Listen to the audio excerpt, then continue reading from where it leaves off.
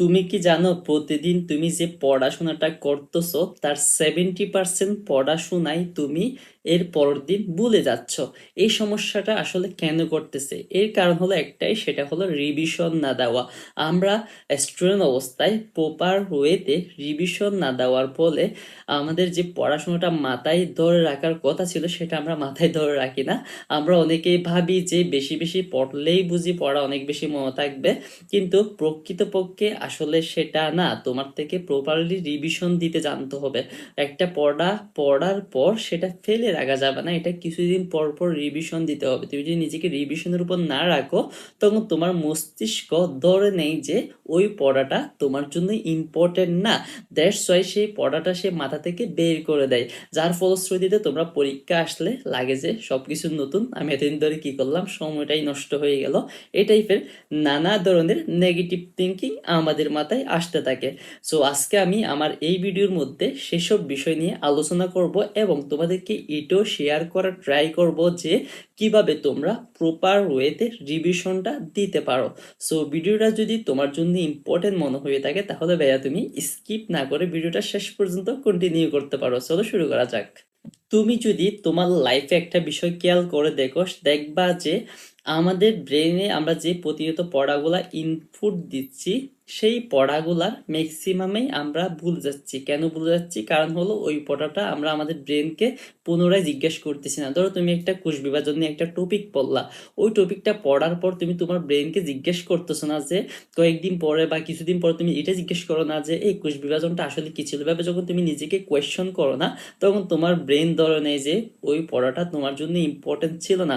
যখন তুমি তোমার ব্রেনকে এভাবে কোয়েশ্চন করো, তখন তোমার ব্রেনের মধ্যে ওই পড়াটা খুঁজে বের করার জন্য একটা প্রক্রিয়া চলমান থাকে। তখন তোমার ব্রেন ইম্পর্টেন্সটা বাড়িয়ে দেয় যে পড়াটা ইম্পর্টেন্ট ইম্পর্টেন্ট বলেই সে আমাকে পুনরায় ওই পড়াটা মনে আছে কিনা কোয়েশ্চন করতেছে।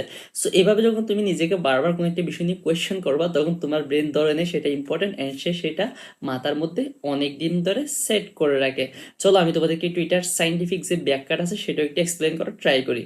তোমাদেরকে যে আমি ভিডিওর শুরুতে একটা কথা বলছি না যে আমরা প্রতিদিন যে পড়াশোনাটা করি তার 70% পড়াশোনার পরের দিন ভুলে যাই, এটা কিন্তু আমার কোনো বানানো কথাবার্তা না। এটা হলো একটা সাইন্টিফিক রিসার্চ থেকে বলা হয়েছে এবং এটা একটা বিজ্ঞানী প্রমাণও করছে। সো এই কারণটা গড়ার মেইন কারণ হিসেবে তিনি বলছেন সেটা হলো রিভিশন। রিভিশন মানে বলতেছে হলো স্পেস রিভিশন, মানে হলো আমরা কোনো একটা কিছু পড়ার পর সেটা কয়েকদিন পর পর রিভিশন করি না বা কয়েকদিন পর পর নিজেকে কোয়েশ্চেন করি না বলে এই সমস্যাটা হয়ে থাকে। যেমন কোন একটা পড়া তুমি প্রথম দিন পড়ার পর তখন তৃতীয় দিন আবার নিজেকে জিজ্ঞেস করবা যে ওই পড়াটা তোমার মনে আছে কিনা। এরপর হলো তুমি সপ্তম দিন যদি নিজেকে আবার কোয়েশ্চেন করো, এরপর হলো তুমি 15 দিন পর বা 1 মাস পর যখন এভাবে যখন তুমি একটা গ্যাপ দিয়ে দিয়ে, যেটাকে বলা হচ্ছে স্পেস রিপিটেশন, মানে একটু সময় দিয়ে দিয়ে তুমি বারবার রিপিটেডলি তোমার পড়াটা তোমার ব্রেনের মাঝে সেট হয়েছে কিনা সেটা দেখতেছো বা যাচাই করতেছো, তখন তোমার ব্রেন ওই পড়াটাকে ইম্পর্টেন্সটা বাড়িয়ে দেয়। কিন্তু আমরা ম্যাক্সিমাম স্টুডেন্টরাই আমরা এটা করি না, কারণ হলো আমাদের এত বেশি পড়াশোনার চাপ থাকে যে এইসব কিছু করার সময় আমরা পাই না। আমরা বিভিন্ন আজে বাজে জায়গায় সময় নষ্ট করার ফলও আমরা আসলে আমাদের যে প্রপার কাজটা করার দরকার ছিল সেটা আমরা আসলে করি না। সো ভাইয়া, এখন এর সলিউশনটা কি? এর প্রথম নাম্বার যে সলিউশন সেটা হলো কোনো কিছু পড়ার পর তুমি সেখান থেকে যে বিষয়গুলা বুঝলা সেটা নিজের মতো করে একটু নোটস করবা, মানে কোনো একটা খাতার মধ্যে তুমি লিখে রাখবা। তুমি কোনো একটা কনসেপ্ট পড়ছো, কনসেপ্টটা পড়ার পর তুমি তো অনেক জায়গা থেকে কনসেপ্ট পড়ছো, বিভিন্ন টিচারদের থেকে তুমি সহায়তা নিশ্চয় ওই কনসেপ্টটা সম্পর্কে। এই কনসেপ্টটা পড়ার পর তুমি একটা নোট খাতার মধ্যে গুছিয়ে লিখে রাখবা যে তুমি এখান থেকে আসলে এক্স্যাক্টলি কি কি বিষয়গুলো তুমি বুঝতে পারছো বা কোন বিষয়গুলো বুঝো নাই, সেগুলো তুমি একটু নোট ডাউন করে ফেলবা।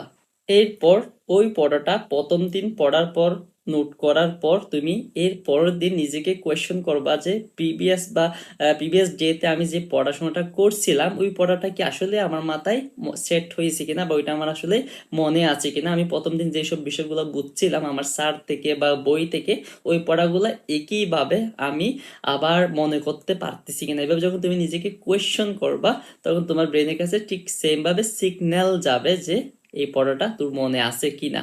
তৃতীয় নাম্বার, যে স্টেপটা ফলো করবা সেটা হলো স্পেস রিপিটেশন, যেটা হলো 1 3 7 15। এভাবে তুমি চাইলে আহ, কিছুদিন পর পর তোমার পড়াটা একটু রিভিশন করার ট্রাই করতে পারো, যেটা তোমাকে অনেক অনেক বেশি হেল্প করবে পড়াগুলা মনে রাখার জন্য। চতুর্থ নাম্বারে তুমি যে কাজটা করতে পারো সেটা হলো নিজে কোন একটা বিষয় বোঝার পর সেটা অন্যকে বোঝানোর ট্রাই করা। যখন তুমি কোন একটা বিষয় বোঝার পর অন্যকে বুঝাইতে যাবা, তখন ওই কনসেপ্টটা তোমার থেকে আরো বেশি ক্লিয়ার হইতে হবে। তুমি যদি ক্লিয়ারলি ওই কনসেপ্টটা না বুঝো, তাহলে তুমি কখনো আরেকজনকে বুঝাইতে গেলে বুঝাতে পারবা না।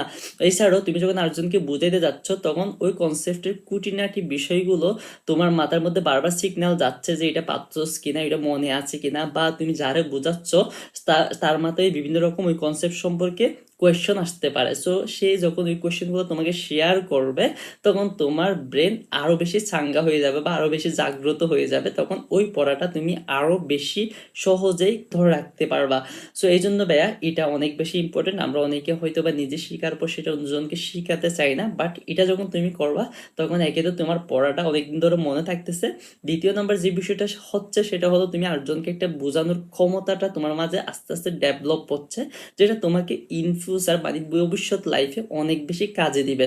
কারণ হলো তুমি যখন কোনো একটা বিষয় নিজে বোঝার পর অন্যকে ভালো মতো বুঝাইতে যাবা, সেটা হলো অনেক অনেক বড় একটা স্কিল, যেটার মাধ্যমে পৃথিবীতে অনেক কিছু অ্যাচিভ করা পসিবল। ফাইনালি যেটা মোস্ট ইম্পর্টেন্ট সেটা হলো পরীক্ষার আগে গিয়ে যখন মনে হয় যে কোনো কিছু পড়া হয়নি, তখন আসলে তুমি নতুন কোনো কনসেপ্ট না ধরে তুমি এতদিন ধরে যেভাবে তোমার ভিত্তিটা বা বেসিকটা স্ট্রং করছো, সেই নোটস গুলা বা সেই পড়াগুলা একটু রিভিশন দেওয়ার ট্রাই করবা। নতুন কোনো টপিক ধরিও না। নতুন কোনো টপিক ধরলে তোমার মাঝে নার্ভাসনেস কাজ করবে, মনে হবে যে এটা তো আমি পারি না, এটা পারি না, ওটা পারি না, এরকম বিভিন্ন ধরনের পারি না করতে করতে তোমার মাঝে একটা নেগেটিভিটি তৈরি হয়ে যাবে, যার ফলশ্রুতিতে আসলে তুমি এতদিন ধরে যে প্রিপারেশনটা নিচ্ছ সেটাই গোল্লায় চলে যাবে বা শূন্য হয়ে যাবে, মাথাটা ব্ল্যাঙ্ক হয়ে যাবে। সো দ্যাট তুমি পরীক্ষার আগে যদি হাতে যে সময়টা থাকে 1 2 দিন বা 5 6 দিন, ওই সময়ের মধ্যে নতুন কোনো টপিক পড়ার ট্রাই করিও না। সো আমি যে 5টা স্টেপ তোমাকে আজকে শেয়ার করছি, এগুলো একটু তুমি যদি তোমার লাইফে অ্যাপ্লাই করতে পারো, তাহলে আশা করি এই যে যে রিভিশনের যে সিস্টেমটা আছে সেটা যদি তোমার লাইফে অ্যাপ্লাই করতে পারো, তাইলে আশা করি তুমি পড়াগুলা ভুলবা না। আর না হলে তুমি সারাদিন পড়ো, ওইটার কোনো ভ্যালু থাকবে না, কিছুদিন পরে মনে হবে সবকিছু ভুলে গেছো। সো আমি যে কথাগুলো বললাম এখান থেকে সবগুলা না পারলো যতটুকু পারো নিজের লাইফে একটু অ্যাপ্লাই করার ট্রাই করিও। আর ভাইয়ার ভিডিওটা যদি ভালো লেগে থাকে তাহলে আমাদের চ্যানেলটা সাবস্ক্রাইব করে দিও। তো দেখা হচ্ছে পরবর্তী কোনো একটা ভিডিও নিয়ে, সে পর্যন্ত ভালো থাকো। আল্লাহ হাফেজ, আসসালামু আলাইকুম।